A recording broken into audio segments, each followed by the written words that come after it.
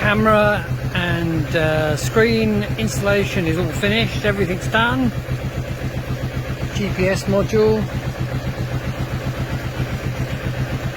handlebar control module for selecting which camera, recording and various other information. Very nice is the fact that you can select battery and various other information on the bike. It's very useful. Speed, trip, GPS, this is location, date and time, if you forget where you are, and back to voltage, and then back to screen, and then we can have rear screen, rear camera, front camera, and you can have multi-screen views as well, but that's really probably not too much use because they're squashed up, but it's there.